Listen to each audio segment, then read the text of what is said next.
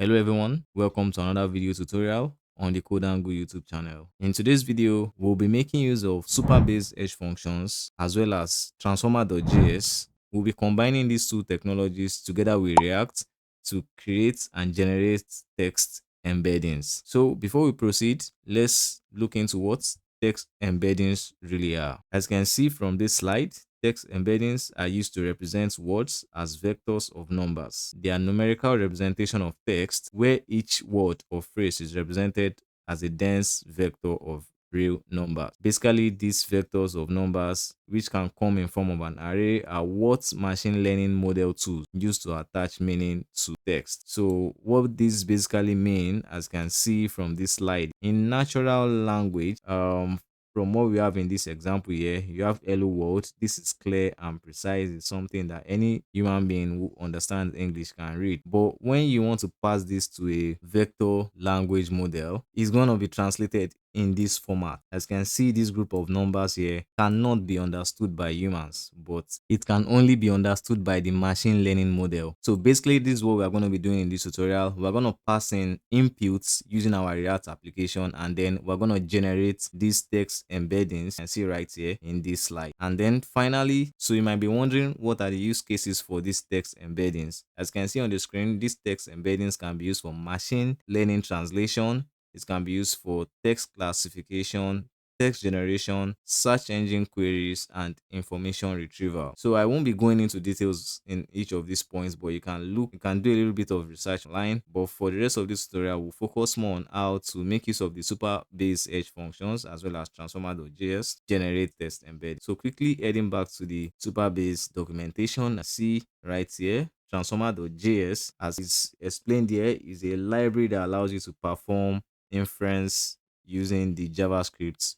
runtime. So when it comes to Supabase Edge functions, it's a powerful tool provided by Supabase, which enables developers to write and deploy serverless functions, which helps in providing core functionalities in applications. Also, it helps in improving performances and also reducing latency. So that's it for the introduction. If you are new to this YouTube channel, make sure you like, make sure you subscribe, and with that, let's get started with the implementation of this tutorial.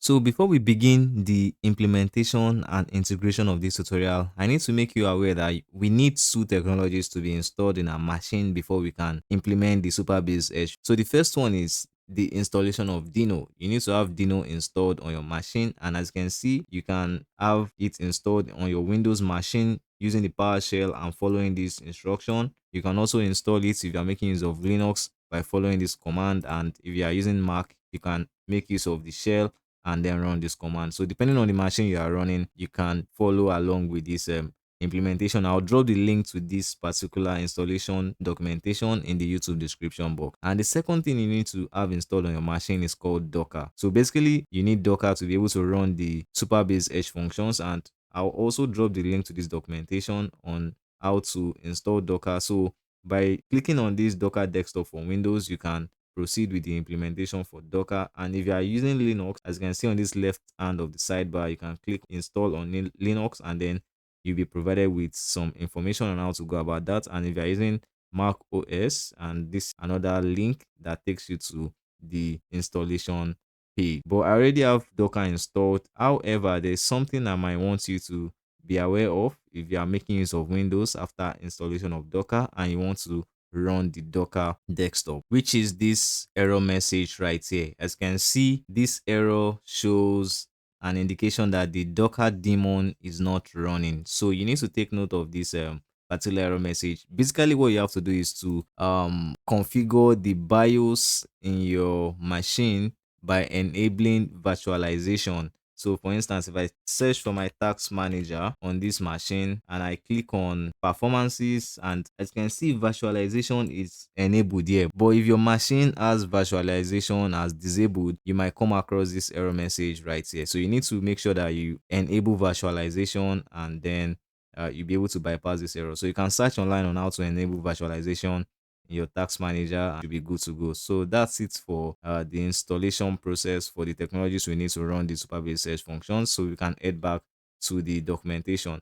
So what we're going to do is we're going to be following the steps in this documentation for us to create our edge. So I can see this first step right here tells us to follow this command, which is to run Supabase init and Supabase start. So quickly before I run this command, I need to let you know that we need to have the Supabase CLI also installed locally in our machine. I forgot to mention that earlier. So basically, if you go to this documentation, which I also provide a link in the YouTube description box, you need to have the installation of the CLI in your local machine in different ways. You can have it installed making use of npm, as you can see here, Mac OS, Windows, or Linux. I made use of npm to install the Supabase CLI. One thing you should note is that if you make use of npm, you need to have this prefix mpx and then call Supabase command before you can run the commands in the terminal. If you try to run Supabase command without the npx prefix, you're going to run into some errors. So I'll show you the error once we try to run the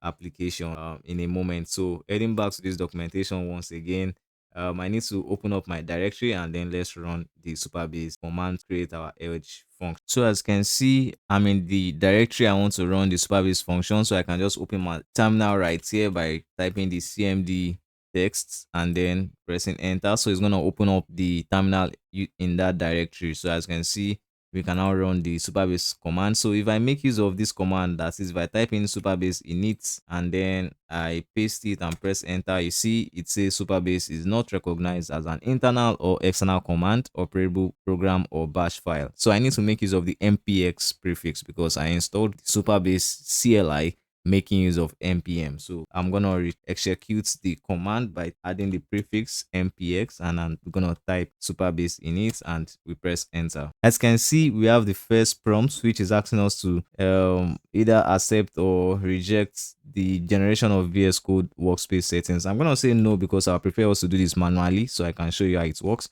So it says finish Supabase init. Let's check our directory to see what we have right there. As you can see, we have this folder called Supabase, and within it we have the config and the seed files. So I'm gonna head back to the terminal and I'm gonna run another command. According to documentation, it says Supabase starts. Now this is where Docker comes into play. If you don't have Docker installed, this is not gonna work. So you need to have Docker installed before you can get and complete this stage. So I'm gonna say Supabase starts and then press enter, and then we get this error message that says the Docker daemon is running. This is because I have not started my Docker daemon. So I'm just going to open up my search button right here and I'm going to search for Docker and I'm going to click open and then wait for the Docker daemon to start running. So I have the Docker desktop installed on this machine. So as you can see, our Docker engine is starting up and then our Docker engine is now running. So I'm going to rerun the command in the terminal by clearing everything in the console. Did I say console? Everything in the terminal rather, and then type in npx Supabase start and execute that command. As you can see, we have another error that says the daemon driver programming is now connectivity on endpoint Supabase Edge because the port is already allocated. So because I've already executed a Supabase Edge function in the Docker desktop already, so that port is already allocated. So either I open it using another port or I delete that particular port which is currently executed. So what I'm going to do is I'm going to delete that port and then I'm going to rerun this command. So I've been able to successfully delete the container that was preventing our project from initializing. So I'm going to start everything from scratch again by rerunning this first command, which is Supabase init. So I'm going to type in Supabase init. But before I do that, let me check the Docker container that is currently running on my machine by typing docker container ls. As you can see, we have no container currently running, so all the ports are available, everything is empty. So now let's run the npx command. So by typing npx Supabase init to init a new Supabase project, I'm going to select no for workspace setting, and then I'm going to start the Supabase project by typing in nps Supabase start. As you can see, our database has started initializing, and then it's going to be reflecting in our Docker container, as I'm going to show you once the implementation is complete. As you can see on the screen, a new Supabase Edge function project has been configured for us. As you can see, we have all the details we need. We have our anonymous key, we have our JWT secrets, we have the studio URL, the database URL, the GraphQL URL, all the things we need for us to run this project. So what I'm going to do next is just to open this projects in Visual Studio Code. So let me just type in code then dot. So this project gets opened in Visual Studio Code, and as you can see, within the Supabase folder, we have all the configurations for our projects. We have the branches folder, we have the functions folder, we have the migrations folder, and all. So I'm gonna increase the font size of this Visual Studio Code so that it becomes more clear. And before I proceed, I'm going to open up Docker, and as you can see, we have a Docker container currently running. You can see the percentage of the CPU usage is currently making use of. I guess you need to have a good machine to run Docker, so it's not really a technology I really like that much because of the size, but I think my machine is able to work with it effectively. So next up, we need to follow the next step, which is to create the edge functions. And the command to create the edge functions is Supabase functions new and then the name of the functions. This embed could be anything, so I'm going to change it to something else, but I'm just going to copy this command right here, okay, and then paste it in the terminal. But I have to have the prefix npx. We can just call it text embed. So I'm going to press enter, and then we'll wait for that command to execute. And as you can see, it says it's created the new function at this particular project directory, which is supabase slash functions slash text embed. So I'm going to check my Visual Studio Code, and within the functions directory, you can see we now have a new folder called text embed, and then within the text embed, we have index.ts. Note, the Supabase Edge functions make use of Dino and TypeScript by default. So if you don't have Dino installed in your machine, like I said previously, I already covered how to install Dino, so you can just go through that. So we are always going to get an error message because the default configuration in our Visual Studio Code is different from the configuration Dino requires to avoid this error. Anyways, let's move to the next step by checking the documentation, which is to import and configure Transformer.js. So we need to import these two packages into our project. That is, we need to import Dino land, as well as we need to import the Transformer.js library. So I'm gonna copy everything we have right here and then head straight to our index.ts file, because this is where the magic is gonna happen. So I'm gonna leave the comments we have right here. You are free to remove it, but I'm just gonna leave it right here since this is not a production based application. And when I import it, you can see everywhere is red, there's error, and if I highlight on it, it says serve is declared but its value is never read. It also says cannot find module. You can't find the Dino land module. Basically, this is not really an error per se, it's just a warning because of the configuration settings for Visual Studio Code not being compatible with the one Dino land is expecting. But we're gonna do that later down the line. But for now, let's just continue with the tutorial by following the documentation. And in the next steps, it says we need to construct our embedding pipeline. Now, the explanation in this documentation, I believe, is very clear. As you can see here, it says we use the Transformer.js pipeline function to create this particular function we have here. So I'm just gonna grab that, copy it, head straight to Visual Studio Code, and then I'm gonna clear the rest of this message right here. We don't need that, so I'm just gonna paste it below here. So as you can see, we now have the pipe variable, and it's making use of the pipeline function. And we can move to the next step. If you want to go through the explanation before we proceed, I would like us to even take a look at the two arguments we passed into the pipeline. As you can see, we have this feature extraction, and then we have the Supabase GTE-small. What are these two arguments all about? So the first one, it says specifies the type of inference task. So if I open up this link, which is provided for us, you can see in Transformer.js, we have different inference stacks. If I search for the one we are making use of, which is feature extraction, I'm going to search for it right here. You can see what it does. Basically, it's transforming raw data, which is what we're trying to do, into numerical features that can be processed while preserving the information in the original data set. So it's transforming that raw data into numerical vector version, which is what the machine model is expecting. So this is what this feature extraction basically does, and you can see we have more documentation on that, so you can just click on that and read through. You can see other inference tags. We have image to text, we have text to image, and all. So you can play around with these things and then learn more about what this is all about in Transformer.js. And the second argument specifies which Hugging Face model to use. For us, we are making use of the Supabase GTE/small. More explanation is provided for that in the documentation. So we need to move to the next step, which is to make use of the serve request handler to accept inputs from the post request in the JSON body. So basically, we need to make a post request. So we need to pass in an input. This is where our React application is going to come in play later on. But for now, in the backend, making use of Dino, we need to configure this HTTP request by making use of the serve request. So I'm going to copy everything right there without making any modification, and I'm gonna paste it. So this is just an HTTP request, and it's a post request, and it expects some of the inputs. It expects an input, as you can see right here, which is destructured, and then we can move to the next step, which is to test out the application. But we can't really test out the application right now, simply because we have this error right here. So we need to implement the configuration. So to integrate the configuration, we need to create two files. The first file we need to create is the VS Code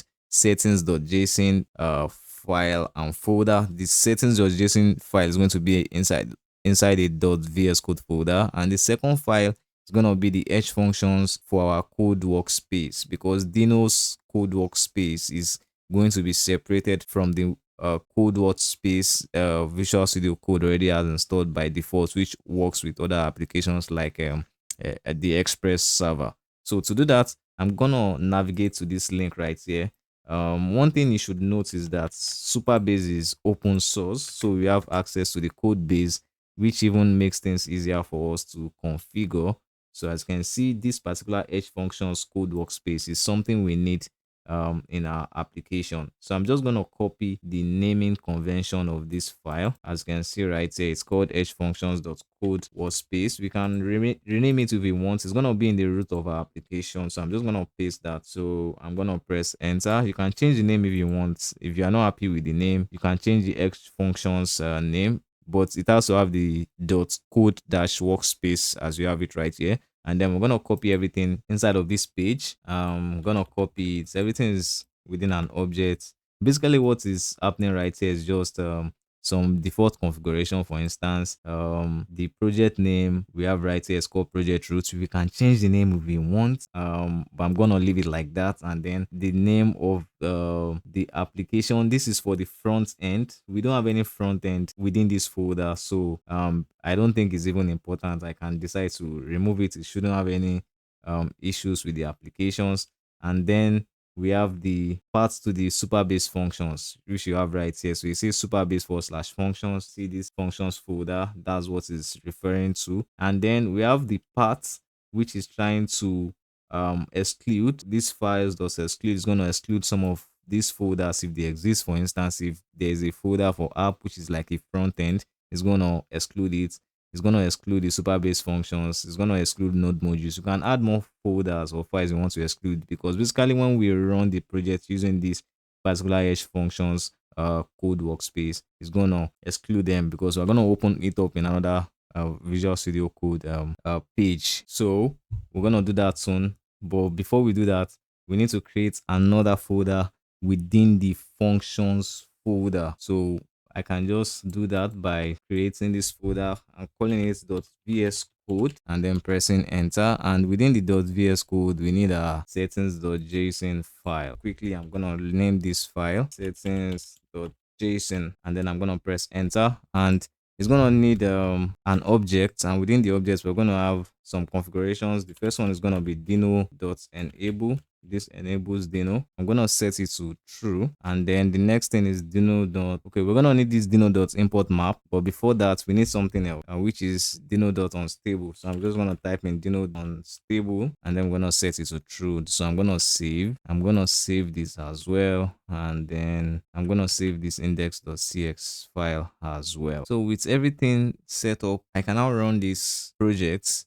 making use of Dino's code workspace configuration. So to do that, I'm just going to type in code, then the name of the code space configuration, which is edge functions.code workspace. Just have it right here. So I believe that should get rid of this error. Then so it's going to open up a new Visual Studio Code. So as you can see, just as we have it right here, it seems there's something wrong. The entire project configuration is supposed to be in this directory called Supabase, but it's not showing.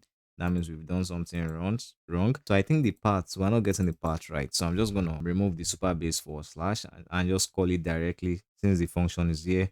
I'm gonna remove that here as well, and then I'm gonna save, and I'm gonna close the Visual Studio Code we opened just using the Dino land configuration workspace. I'm gonna reopen it once more and see if we have access to the files and folders within that directory. So quickly let's check it out. And as you can see, the Supabase functions folder, it now has a text embed edge functions name, and then the index.ts file, which we just opened right now. So we're gonna see if the error still shows. So I'm gonna wait for the extensions to all load.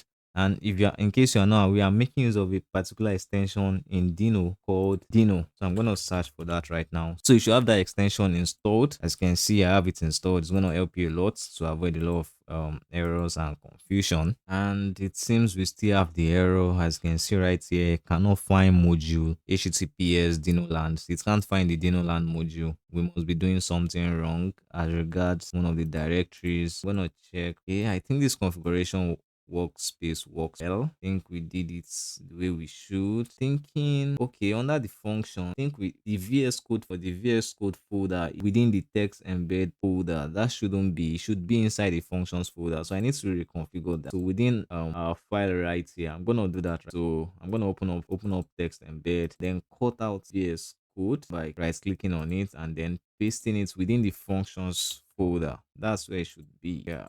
As you can see, we now have the .vs code folder, which contains the settings.json as well as the text embed HTML. I think that's the error we're making. We need to close the VS code once more, and for another time running, we need to execute our command once more by running code and then the name of our edge functions workspace. So hopefully this time around the error does not persist, and then we can now initialize the last and final step, which is to serve Supabase functions. As you can see, you have Supabase function serve, but let's confirm if that, yes, as you can see, it seems to have disappeared. No error. All the code plugins have been executed, so we've been able to fix that error, which is cool. So now let's run that particular command, Supabase serve. I'm going to run it in the terminal, but first we need the prefix x, and then let's run it and then see if our project is going to serve successfully. As you can see, this is the API we need to connect to the front end, localhost 54321/functions1, and then the name of the function of the,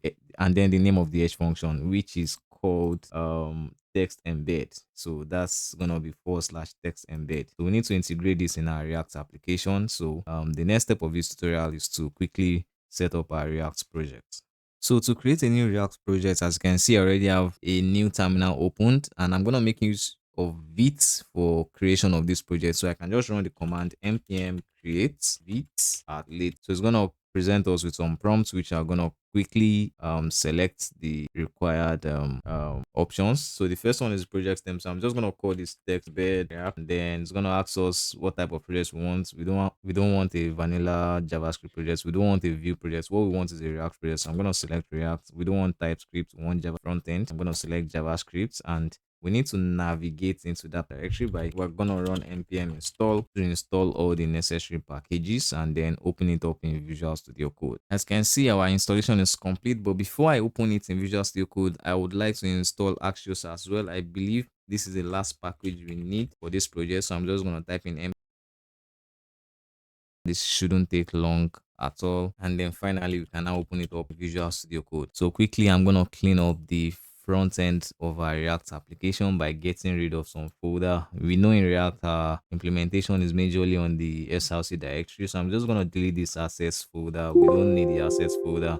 I'm gonna remove everything inside of the app CSS file. You can also delete it if you want, but I don't need anything inside, so I'm just gonna clear it off. And then in the app.js file, same thing's gonna happen. I'm just gonna get rid of everything in there, and then in the index.css file, I'm gonna clear everything inside there. In the main.js file, I'm gonna get rid of the importation of the index.css. I'm gonna save everything we've done so far by pressing Ctrl K and S. So now I believe our project is now okay. I need to get rid of this as well. So we've been able to clean up our React project, and the next step is to bring in the Bootstrap 5 CDN, because we'll be making use of Bootstrap 5. So quickly, I'm going to search 5 and then click on the first results it shows on Google search. I'm going to copy the CSS CDN and paste it in the head tag, within the head tag in the index.html file. I'm gonna save, I'm gonna close that. With that, we have access to all the React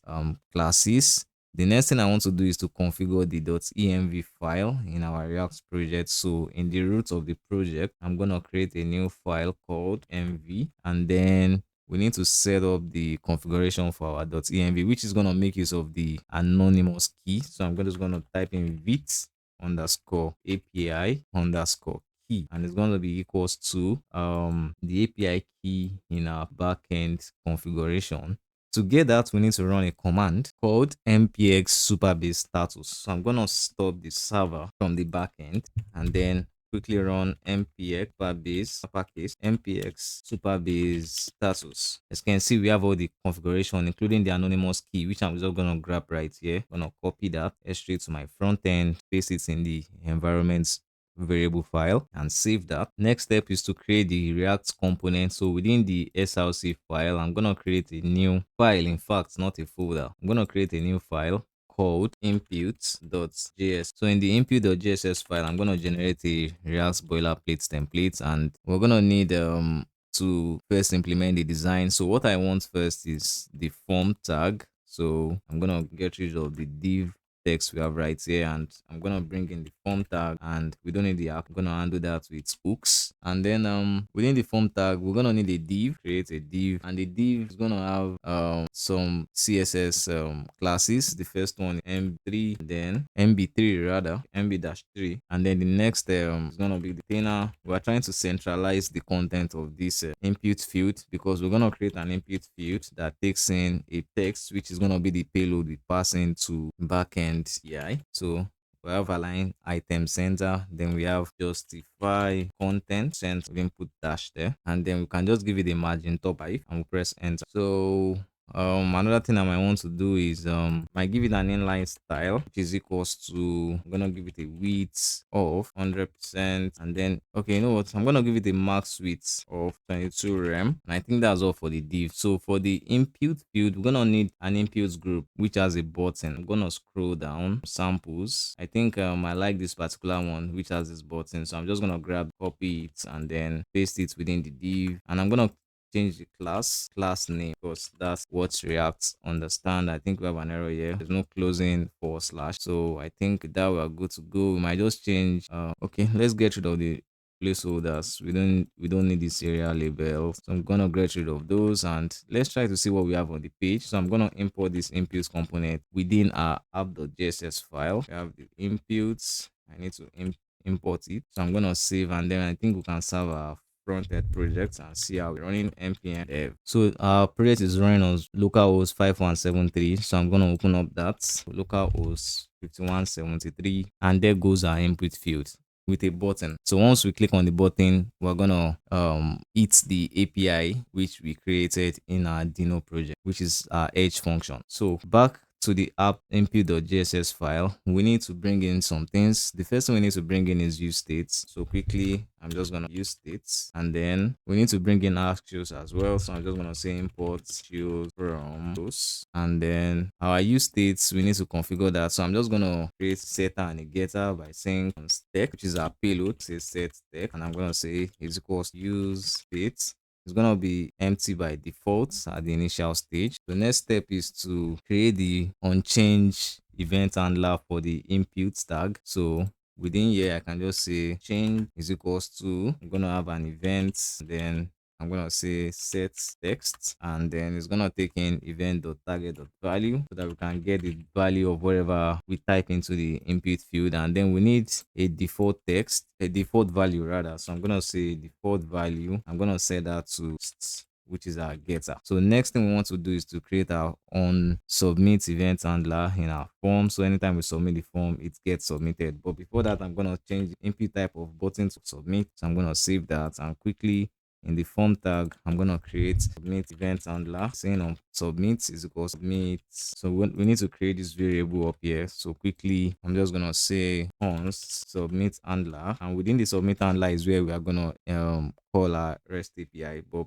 the first thing we want to do is to prevent default by calling e.prevent default. This prevents form from reloading the page, and then we can now console log whatever text we have to see if this is working. Calling text. So I'm gonna save that and then open up the console, and then I'm gonna type some things. Click on submit. As you can see, we now have access to whatever we type into the console. Now let's pass whatever we type to the REST API. So the first thing we need to do is to create some variables. So I'm going to create a variable called payload by saying payload, which is the text we just logged into the console, and I'm going to say inputs and then text. So I'm not just creating this input. This is the payload it requires, because when you look at documentation and you scroll down a little bit more, you see the data is a payload of input text. So that's what we're trying to do. The text is whatever we type into the input fields, and then the next step is going to be the configuration of the header. I'm just going to say const header is equals to, so the first thing is the authorization. So I'm just gonna say authorization is gonna be bearer, because when we check the configuration, it's a bearer. If you don't pass this bearer, we're gonna get an error, and then we pass in the unknown key. So the unknown key is gonna be, the way we import this is gonna be different. If we're using create react app, you can make use of process.env, but because we're making use of it, you need to make use of import.meta.env. The name of our variable in the env file, which vit underscore API under key. So we need to pass that into that object, and then finally we need to go the content type. So content type, which is going to be application/JSON, and with that we can now call axios.post, because it's a post request. So I'm quickly gonna say axios.post and then open up a bracket and then pass in the URL, which you see in here in our terminal. If we serve the function once more, we're gonna see the URL again. So this is the URL of the Edge function. So I'm gonna grab everything. Oh, I mistakenly closed the server once more. So meanwhile, I already grabbed the URL. So all I need to do is just to paste it right here, and it's gonna be / the name of our Edge function, which I previously said is text embed. So I'm just going to say / text embed. Then we can now pass in the payload. So I'm going to say payload, and then finally we need to pass in the headers. So I think that's all we need to do, and then we can now test out and eat the REST API. So we need to make sure the network is open and then the server is running. So quickly, I'm going to open up the network. I'm going to type in hello and then click the button. Let's see if we get a response from the API. You can see we're eating the cloud. As you can see, we are hitting the Edge function, still waiting for the response, and seems we have a cause error. So we need to configure the cause error. So to do that, we need to go back to Dinoland by going to the backend. So to do this, we need to create a new folder called _shared. This is going to be within the functions, but that will be before we make use of the configuration settings to open up the project. So I'm just going to open the project by typing in code once more, and then quickly I'm gonna head straight to the functions folder, create a _shared folder, and within this folder I'm gonna create course.ts. So within the course.ts we need to configure the headers by typing in export const course header, and then it's going to be equals to an object. So we need to do the access control allow origin. We need to set it to asterisk, and then access control allow headers. We need to set it to authorization and then pass in some parameters. So quickly, let's just do that. Type in access dash row dash allow dash origin, pass in the asterisk, and then finally the access control allow header. So we need to pass in authorization, content type. Well, you can pass in as much things you want, as long as it depends on a lot of factors. So I'm gonna make sure the API key is among. So I'm gonna call this API key, and then X, I think we haven't passed in X client info. I think that should also be there, and then I'm gonna save that, but we need to import that in our index.ts file. So quickly I'm gonna head straight to the index.ts file, and then what I'm gonna do is just above the input variable I'm gonna say if request.method is equals to options, then we want to return new response, then pass in okay, and then the headers. So it's gonna be in an object, say headers, and then pass in the course, which is the name file. So we need to import this right above. I'm gonna go over here and then I'm gonna import it. In import course from shared for course.ts. Don't forget the extension. It's in uppercase. So .ts. So I think with this we are good to go. I think we get the spellings correct. I'm gonna check once more. So I'm gonna save everything we've done so, and then I'm gonna reopen this using the configuration of edge functions while also running the server. So we're gonna try again. So this time I'm gonna refresh the page, and then I'm gonna type in hello once more, and let's see if we get the vector text embedding. So it seems we're getting a status code of 200, but when I open up this payload or this request in the terminal, it says missing authorization header, and I realize we made a mistake in our Dino application. We forgot to make one more configuration in the headers in the response right here. So before the content type below, we need to spread course and right here, just like we did above. So I'm gonna save one more time, and then I'm gonna restart the server, and let's see if it works this time around. I'm gonna run the server by using the npx supabase function serve command, and then let's see if the server gets compiled once more successfully. Right, that's compiled successfully. So let's retype the payload by typing in hello and clicking on the button to fetch text embeddings. You can check the server to see how that's going fine, and as you can see, it seems to have a response of 200, and this is the result of the embedding. So you can see it generates the array of it generates the array of the vector numerical figures I was talking about previously for this particular payload. When I check the payload, it's for the word hello, and then it generates all the machine learning numerical values for that particular word. This can be used by the machine learning tools to perform some functions either for search queries used by search engines. So I think that's it for this tutorial. If I check the terminal, you can see the server is running fine. Also, the Docker container is also running. That's why I do all this, also able to serve successfully. But we've been able to achieve the purpose of this tutorial, so you can try this out and then see how you can also do other things using Transformer.js and the Supabase functions to create either text to image, to generate images from input text and things. Thank you very much for watching this video. Do look out for my next tutorial, and I really like it if you like and subscribe to the channel. And with that, I'll say thank you very much for watching, and I'll see you again.